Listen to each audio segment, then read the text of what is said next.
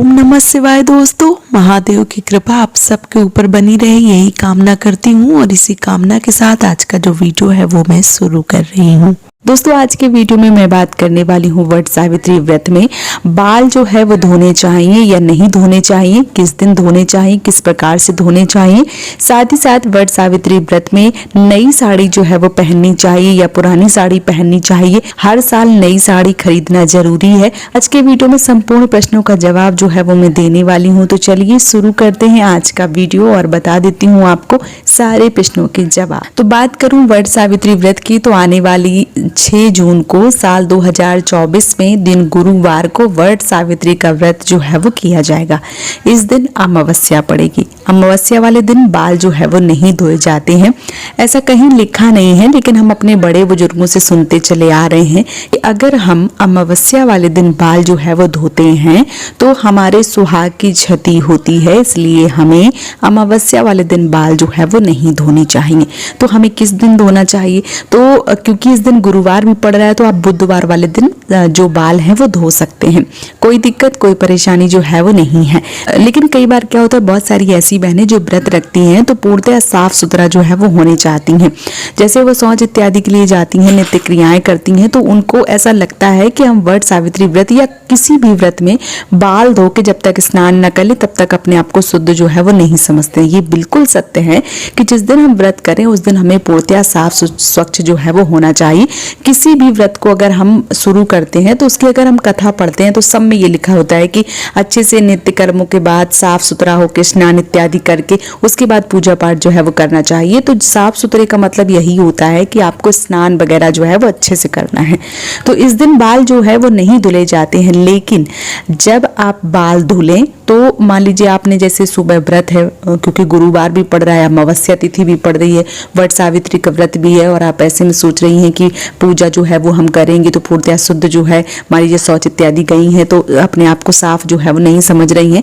तो ऐसे में मैं आप सबको बता दूं कि आप जो बाल हैं वो बंधे रहने दीजिए। ऊपर से सर से पानी डाल के, चाहे वो आप सावर से स्नान करें, चाहे वो आप किसी भी गंगा यमुना या किसी भी तालाब झरना में स्नान कर रही हैं, या आप घर पे ही स्नान कर रही हैं, तो आपको बालों को झुका के बाल्टी में जैसे आप डुबो के बाल जो है वो धोते हैं उस प्रकार से नहीं धोना है। लेकिन हाँ, चाहे आप गुरुवार हो गया, चाहे आप अमावस्या तिथि हो गई या पूर्णिमा तिथि हो गई या एकादशी तिथि, कोई भी तिथि पड़ जाए, आप सर में पानी डाल के स्नान कर सकती हैं। इसमें किसी भी तरीके का कोई भी दोष जो है वो नहीं लगता है।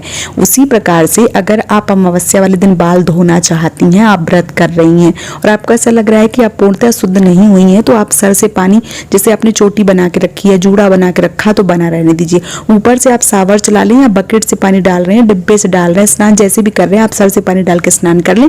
इसमें कोई दिक्कत, कोई परेशानी जो है वो नहीं है। तो आप इस प्रकार से बालों को जो है वो धो सकती हैं। या आपका मन जो है वो भर जाता है तो आप बुधवार वाले दिन, मतलब एक दिन पहले ही बालों को अच्छे से धो लीजिए और अगले दिन आप जो व्रत है वो करने वाली हैं। तो बाल धोने के बाद कोई भी आप मान लीजिए, मतलब कोई भी आप लहसुन प्याज वाला भोजन, तामसिक भोजन जो है वो ग्रहण ना करें और अगले दिन जो है वो पूर्णतः व्रत जो है वो कर सकती हैं। लेकिन अगर आप स्नान करना चाहती हैं, बालों को धोना चाहती हैं जिस दिन व्रत है उस दिन, तो आप सर से पानी डाल के स्नान जो है वो कर सकती हैं। इसमें कोई दो राह, कोई भी दिक्कत, कोई भी परेशानी जो है वो नहीं है। दूसरा सबसे महत्वपूर्ण प्रश्न कि साड़ी जो है वो हर साल लेना चाहिए। तो देखिए, अगर आप वट सावित्री व्रत हो गया, करवा चौथ हो गया या तीजा हो गया या कोई भी व्रत जो सुहाग के लिए रखे जाते हैं, उसमें अगर आप हर साल नई साड़ी लेते हैं, आपका बजट है, आपको दिलाई जाती है और आप इसी बहाने जो साड़ी है या लहंगा है या सूट है जो भी है वो आप ले रही हैं या इसी बहाने आपको मिल जाता है, तो आप ले सकती हैं। इसमें कोई दिक्कत, कोई परेशानी जो है वो नहीं है। आप नई साड़ी पहन सकती हैं, आप खरीद सकती हैं, कोई दिक्कत नहीं है। लेकिन अगर आपका बजट जो है वो गड़बड़ है, आप नहीं ले सकते हैं, तो ऐसा कोई भी नियम नहीं है कि आपको नई साड़ी ही धारण करनी है। आप किसी भी तरीके की कोई भी लाल, पीली, गुलाबी, ऑरेंज कलर या मरून कलर, जो भी आपके पास साड़ी हैं, जो काली साड़ी है वो छोड़ दीजिए और बाकी जो भी साड़ी है उसको अच्छे से साफ सुथरी कर लें और वो साड़ी जो है वो आप पहन के पूजा इत्यादि जो है वो कर सकती हैं। साड़ी चाहे नई हो, चाहे पुरानी हो, चाहे कोरी साड़ी हो, साड़ी जो है वो पवित्र होनी चाहिए, साफ सुथरी होनी चाहिए। ऐसा नियम नहीं है कि आप नई साड़ी ही पहन के पूजा करें, ऐसा कहीं भी नियम नहीं है। तो आप लेना चाहती हैं तो आप ले सकती हैं, अगर आप नहीं लेना चाहती हैं तो कोई ऐसा नियम नहीं है कि आपको नई साड़ी जो है वो ही लेनी है। तो जो भी साड़ी है आप वो पहने। अगर आप पहली बार व्रत कर रही हैं तो मेरा यही मानना है कि आप साड़ी जो शादी की साड़ी है या शादी का लहंगा है या शादी की जो भी आपका मान लीजिए लहंगा साड़ी सूट जो भी है वो आप वट सावित्री व्रत में पहने तो ये आपके लिए सर्वोत्तम है। लेकिन अगर आपके पास ऐसा नहीं है और आप मान लीजिए कि कई बार क्या होता है कि बहुत सारी साड़ी या जो सूट होते हैं वो अशुद्धि की अवस्था में हो जाती हैं, तो आप शादी की कोई भी साड़ी पहन सकती हैं अगर आप नए नए में व्रत कर रही हैं। तो अगर आप कई वर्षों से करती चली आ रही हैं तो आप जो भी साड़ी आपके पास है वो आप पहन सकती हैं, या आप नई लेना चाहती हैं तो आप नई भी ले सकती हैं।